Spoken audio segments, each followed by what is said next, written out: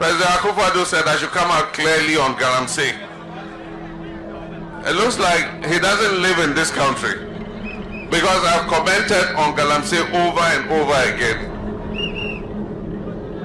One will say, you are John Dramani Mahama. He is somebody say or kasa to say yes nipa na kasa this obeba mahama okuhia ahemfo na kasa ahemfo bo mutinko obia te say mahama kasa obia ye ready na wotie mahama yes roles tie wo mpenifo bebra especially MPP fo ye obi mu a omo kasa wie asa na makwa akotwene obia twere sem no mu a wo se enye panyin nko a ene nim nyansa ene enye panyin nko a na te nuoma ase enye panyin na adwene mu do enkura nso adwene mu do tie wura John Dramani mahama young boy na adwene mu do to kasa utimu say it is far better and sensible than panyin bi de bia me kan mekoso aka school and Papa Jimmy, what Jimmy away Jimmy. Akufo-Addo ante. Ono no na adwe no akaka bom to okaka nsembia okawie asa no makwa akwadwene. Nipa bia wondwen ansa na wakasa no. Wan hwe de bia ba be tipo nkoso. Ba be kwase ampanyi no ba be kwase ato. Menni na atemu. Won se wondwen ansa na wakasa o. Wo tese yitu no fokra na enye dem enko ne tirimu enko na adwene. Nti opogina bonte no wakasa mbunu saa. Se kan pipi fo adwene mu do a. Ko mu be hu se Akufo-Addo waja akonwa na Mahama.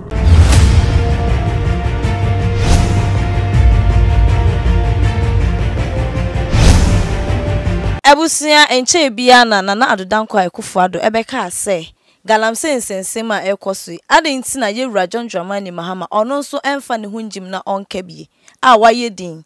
we nam so ama yewura John Dramani Mahama aba beyi na no ene wo yi na no ankasa ebusia ke Black Media ne subscribe na like na comment na share na afoforo so enya bi enhwe Nana Gyamfi faculty e wa hanum se obekye na dwen e de afasa nsem Yankoshe inyano na yewura John Dramani Mahama eyi eye Nana Addo Dankwa ano no yenhwemra ye ba na Nana Gyamfi akere na dwen e de afa. We're going to drive the elephant straight back into the bush so that the NDC can come back and continue the good work that it was doing. As Sam George said, President Akufo-Addo said I should come out clearly on Galamsey. It looks like he doesn't live in this country because I've commented on Galamsey over and over again. The University of Energy and Natural Resources gave political leaders the platform to outline their policy on small-scale mining. And for a whole hour, I outlined our policy. After that, there was questions and answers for 2 hours. We were there for 3 hours. So he should just tell his Flagstaff House media to get him the tape of what I said at the University of Energy and Natural Resources. Recently, when I met the clergymen, the Christian community, a part of my speech and the questions and answers was again on Galamsey and small-scale mining. And so, I mean, there's a lot that I've said. It is his responsibility. The people of Ghana elected him. He is currently the president of Ghana. And it is his responsibility to deal with Galamsey now. I know that after 7 January 2025, when Ghanaians have voted for me, I will take that responsibility and we will sort out illegal mining. He also asked me to come out clearly on my policy on free SHS. Again, he's not in this country or he has been sleeping, because I have made it clear that there are implementational problems with the free SHS. One, there's no dedicated funding. Two, parents are not happy with the double track. Three, the quality of food the children are giving is not good. And so I've said that NDC is going to come and fix these three things. One, we're going to corral part of our oil revenues into a dedicated fund, and that fund will be used to finance the free SHS. That's number one. Number two, we're going to fast track the completion of our educational infrastructure so that we can ease the congestion in the schools, employ more teachers, and allow all our children to go to school at the same time instead of going on a traffic light. And Nana Akufo-Addo, three, I said I'll change your centralized feeding system. I'm going to decentralize the feeding of our children in secondary school. The money is going to go directly to their schools, and their schools will be responsible for procuring the food to feed the children in order that the food will be better quality. If you are listening to me, that is our position on free SHS. We're going to make sure that it works better, its implementation is better, The children have access to textbooks. They have access to good facilities in their schools. We're going to provide laboratories. We're going to provide dormitories. We're going to provide administration blocks. We're going to provide dining halls and all the things that they need to be able to make a good quality learning experience. Anaja mfim mwakwa baba ya channel. Yeah, wahima. Video ya ikushe so she. Yeah. Na do nsensem a okeka say eye galamsey nsensem a ekoso my konkron Ghana ya. Yewura John Dramani Mahama aye edin a wa ma mekese. Say John Dramani Mahama aba abeyina no video no hwie bi. Wadwen kira ewo ho ene deade. Me chai ndi simpanifo nyina na megede se Yesu nti obia ho ye. Ma me koma asem no so straight. Na yembobom na yenkoye baby. One say Yewura John Dramani Mahama on.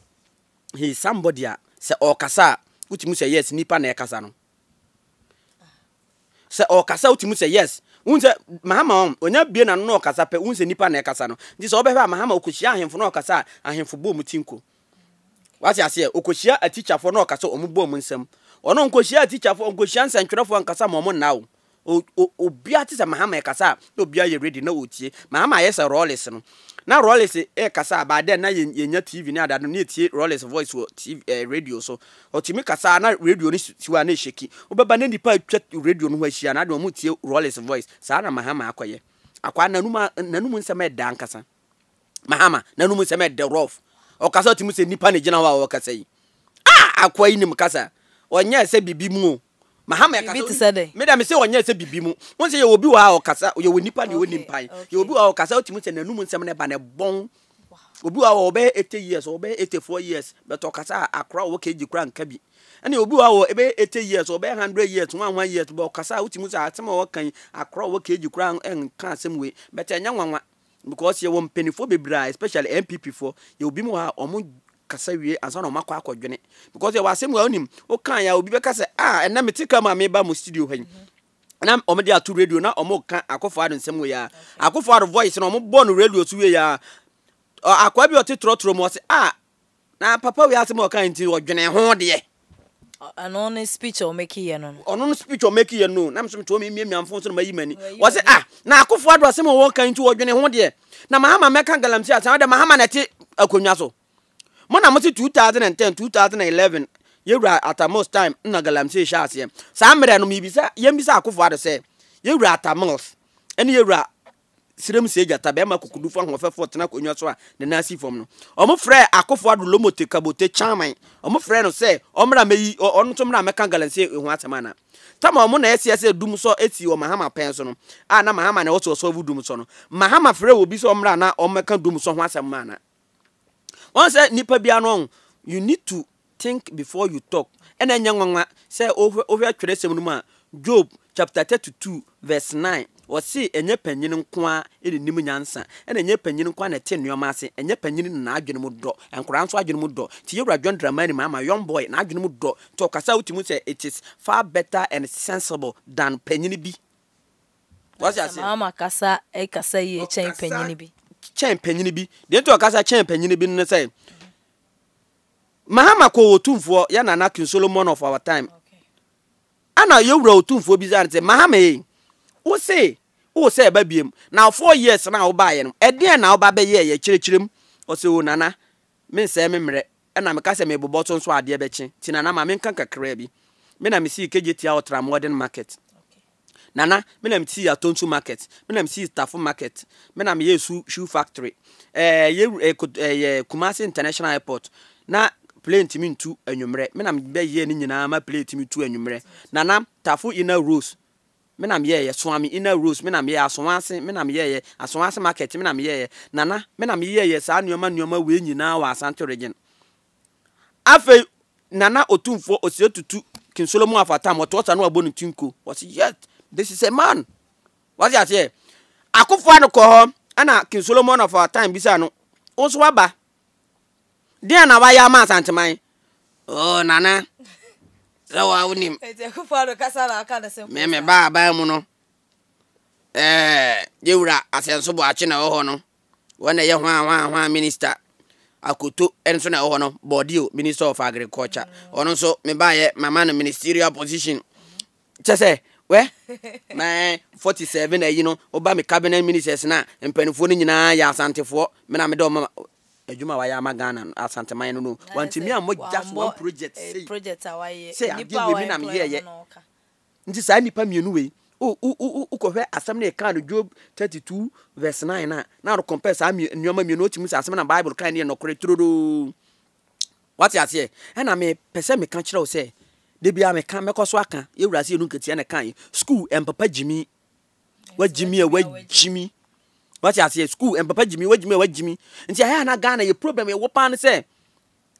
obi a wako school pa no nim nyansa che obi a wonko school ana ye san wa ade ba akono say obi a won teborofo de say na na janfe meti a men teborofo obi a hu ni say mabon won teborofo wa bon de wo teborofo no aha de wo teborofo pa no na aben eno ne problem no enka yan asantefo yentimi nko MPP rally ne ye be ko na akofo adakwa akokasa okawie na okoshi asantini ba ma a wa fra kente hye chaw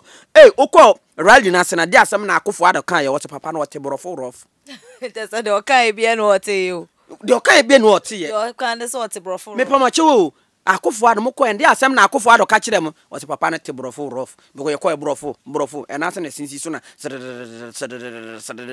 when you problem na ye won de okan ebie no wote ya okan ebie no be borofo na wote ye nti obi okan borofo bia no obi o ye intelligent ye problem ye won no nti eno bi na akofo ado de be dada no wo de borofo na dada azanteman ndu shi azanteni bia wote akofo ado papa na wote borofo rof ta no okunye wote borofo rof ta no odi ewu wote borofo sa no odi wiewia ye akofo ado woni ba bi o sha ase free ya o de ba duru horom say o se wose den ada na yewura John Dramani o se adenti na yewura John me kan galamsi asem o sha ase free sem adenti na yewura John Dramani Mahama emma me debate ba omia ayiye debate na o mo so mo organize no yewura John Dramani Mahama omra no me debate ba omia so person ye mampanyini no pese yede akonwa na 7 December o me debate ba omia me ye debate omra no mo me ye debate ho no sha ase free e beta akofo ado nim onwene nti won kai waye se ebebe yebu ye se asante nkai akofo ado won kai onwene wahu wadidi wanya sika Ghana sika tam ti otore wodidi omea no obie na no o kansema ope ne wura fi se 2012 this IEA debate omi invite omu nyina yewura John Dramani Mahama koy akofo ado anko sa me no Mahama na president 2016 omu organize ye yewura John Dramani Mahama koy akofo ado anko 2020 ya hwana net so nya akofo ado na net so say yes this IEA debate Mahama koy akofo ado ama oso man ne o ma china osi ase omu freye se omumra debate no unim asama omka kire ba omia be ka kire akofo Mahama wote se Mahama pe debate bia ya nursing trainee fo na ontua alawa ma omo no onkonko tua sa alawa no ati fertilizer amanfo ntimi to akwan access e wo Ghana problem to wan dollar na duru 40 dis no omo na akofo Mahama nko debate na nye ono na nne wo akogina timpe so ka kire Mahama bia o sika ne nsem de na chese ono mpese one Mahama be debate na se nne wa awia pe so mo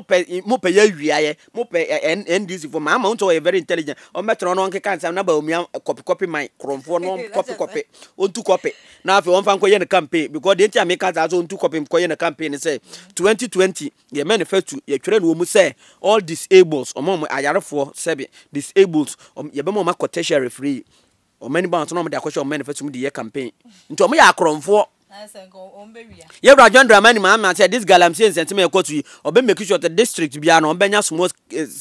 small scaling mining officer opese nya afa na obekwa akra so okoje hwan lances ababetu ye ni be so na ba omia de ye campaign ti papa na mka so ye kromfo a me wonyina so nti a me kan ye kromfo no we nyina nti na John Dramani Mahama anko debate and I will say John Dramani Mahama mra no o me debate mo na anu ya University of Natural Science Natural Resources and one Science and Natural Resources, University of Allied Science and Natural Resources, University of Allied Science and Natural Resources organize debate bi say all the flag bearers no mumbra no mumbe debate on galamsey no say omunjina ye wo galamsey hu ye sen yewura John Dramani Mahama koye ogina ne na so more than 3 hours chire mu ba kwan obefa so aye galamsey no kwan obefa so atie if ye ma me na jono poko agyeman kra timi chire mu say omo ba kwan obefa so aye galamsey is far different from the nkrofo we ye no omo kra timi chechem akofo ado ante nti Ewura John Dramani Mahama say akofo ado ante nsema wa kan fa debate no galamsey no ho no a we invite so mra meka galamsey ho asem no ne nsantwerefo no mo Flasa House no onko mo no kan kyerɛ mo say omo nkɔpɛ Mahama tape no o kan fa galamsey no mo mo no wontie say wa answer no te na wonte ana nti na ba ma na be ka onko no nkɔfa no wontie na wa bon dodo onsua de na ya to ama no okogina ayi what do you call it asinof nyo no ko declare MPP ni NDC ni winner ka che MPP ni de yede ye na NDC ni na wene nyo no na anu ye obegina say abane de mo to amontoma Ewura John Dramani Mahama wase ase nti wono no na adwe no akaka bom afrafra mix remix nti okaka nsem bia okawie ansa na akotena ase unse de bia mta aka sa asem no pa say MPP fo omo kasa wi ansa na omakwa akodwene ndwen ansa na omakasa nipa bia wo ndwen ansa na wakasa no wan hwe ye de bia oba be tipo nkoso oba be kwase ampanyi no oba be kwase ato me ni na temo but me ka say nipa bia say you have to think before you talk and na de bia hu say maye cheap no nti na de bia mema hu say maye simple no wan say uti asia say me ka say me pewa me pese me ye wo ho ade me warewa unim the first thing about him oso be ware me oso be ye me ho ade onwini die na akwa na ikodi no aware no no odwen nti da me do be kwa dem a mewe wo no mewe wi a unim wo hye na panti wi a no adwen akwa idea wadi mi nti obe ware me ampa de won se yedi wi afa na odwen sa na akofo ado na MPP fo nyina aban o ma adwene te MPP fo o mo kan asem wi anso no makodwene o ma adwene aye so o ba adwene pe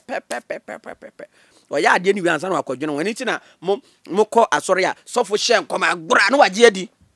bema nti na mema gidi o soro chen ma sesia na oba gidi sesia na ye de wonani bema be kwa soro pa che nkom se chena ko bewu obekwa kwadwene ho ampa ansa na kwa pa se chena bewu nti betimi abamuni nkanya sa nka oba timi ko woro no ho bema mfa sofo mfa eyi ne nsa wo na ase mfa ne nsa wo no turumu ni adare obetimi akoye bema sa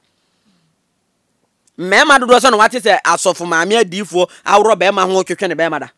obewi wasuma babi oja ko obesa atwe to abo Japan mo say yes na ni abre de me twa wate ase sa na MPP fo adwene tie MPP fo omo nwene ansa na makasa according to me according to Nana Jemfi faculty ode ne hu owe okantankrachi na Nana Jemfi kumani ni faculty me insama me kan say MPP fo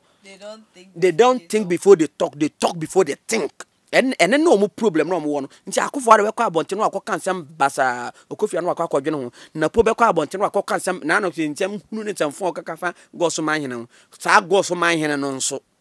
look at the statement they will see addressing sa goso manhene no nso you see me wa nso bekwa akoye campaign won se wonwene ansa no akasa o wote se yetu no fokora na enyedem enko ne tirimu enko na adwenem nti okogina abonte no aka nsem hunu saa nti aye omo hallmark ededa omo ho aye se o ma yesetirim ebia no na fono se route se ya man traba mark no nti nsemunu no samfo nkwa na omo keka nti o mekọ so akansa nti Ewura Akufo Addo ye ka kire Ewura Akufo Addo se ye ka kire Ewura Akufo Addo se sansem na o te Ewura John Dramani Mahama emeka fa galamsey ho no Ewura John Dramani Mahama de galamsey no isi anyo na ye president yo na say anyo na president it's directly no senka MPP fo adwene mu do a senka MPP fo adwene mu do a nkomu behu se Akufo Addo waja akonya na Mahama because ade bia o Mahama mekere na adwene nsem ya okay se waja bibia de ma John Dramani Mahama sanete abusia according to Nana Jemfi faculty o say Ewura John Dramani Mahama Akufo Addo e de akonya na amane dada enam nsem o ka se galamsey nsensem Ewura John Dramani Mahama emekasa emfa ho bi sasem bi obeka bi age se Ewura John Dramani Mahama ebeka bi ansana bibia aye kama that means wejai akonwa no e de amane dada enti MPP for pe omu pe John Mahama na ekoro kira wadwen e wo comment section honom e fama me subscribe na like na share na afoforo so enya bi enhwe Nana Jemfi faculty ena mene ne twetwe nkomo makram